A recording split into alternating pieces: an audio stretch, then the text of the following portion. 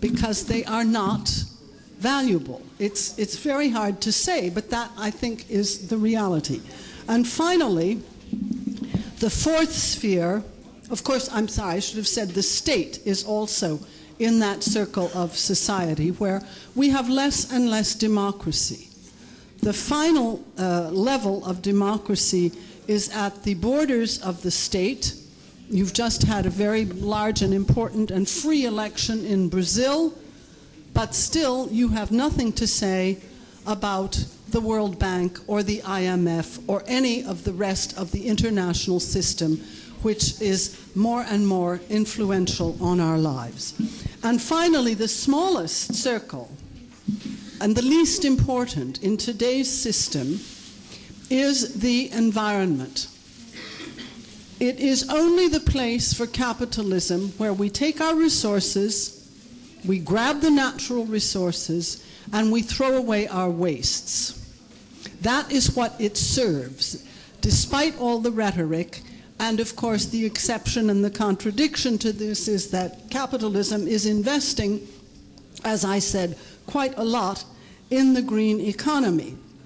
But I think it was Gus Massia who mentioned this morning, or Patrick Vivray, who mentioned this morning that we are in the Anthropocene age. In other words, the age, the geological age, where humans are influencing what happens to the planet.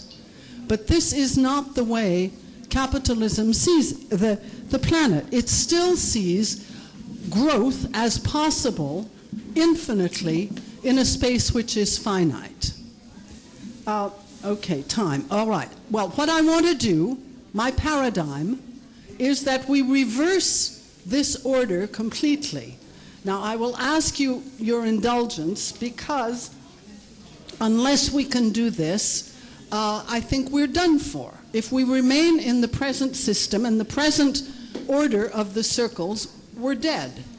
Simple as that. So, what we are called upon to do as people in the World Social Forum and people who are activists in our own societies is to completely reverse the order of these spheres so that the environment is the most important, because it is. You cannot fight against the laws of physics.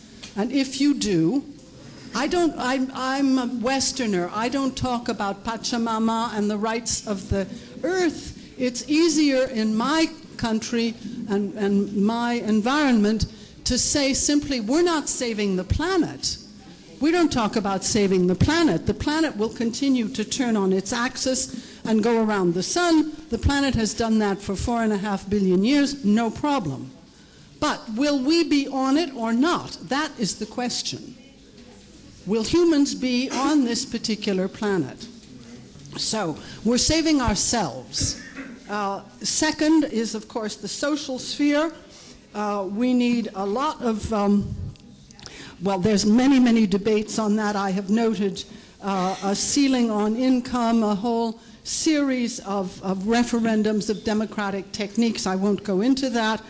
The level of the real economy, the third circle, and decreasing in importance, is then to organize democratically the kind of economy that the people need and what they want, which is in agreement with their geography, their history, their culture, their needs as they define them.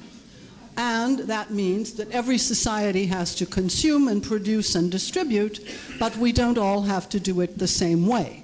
And we can have a far more social economy than we have now. There is no law that says that democracy has to stop at the border of politics and can never go into the economy.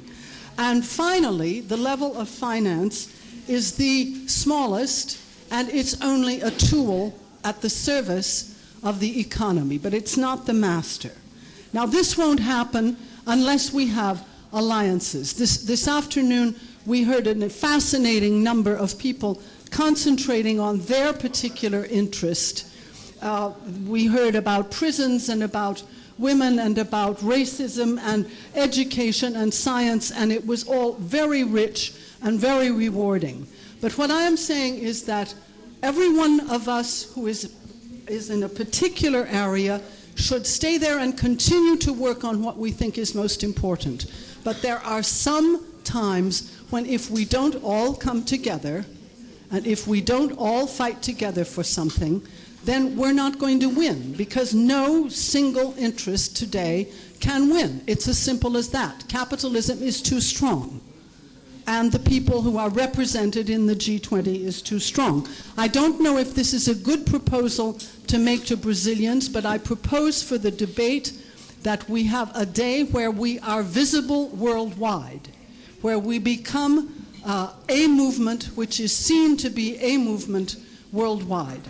I dream about another February 15th, 2003, when the whole world came out to protest against the invasion of Iraq. I dream about that. And I propose that we take, for example, but this is for debate, it's not up to me to decide that, the 3rd, 4th of November when the G20 will be meeting. That's going to be up to the Brazilians. They're new to the G20. I don't know if you want to go out in the streets and say what the G20 is doing, but the G20 is basically cooperating with the first system I described and making no efforts whatsoever to reach the second paradigm which I described. Sorry I was long, Odej.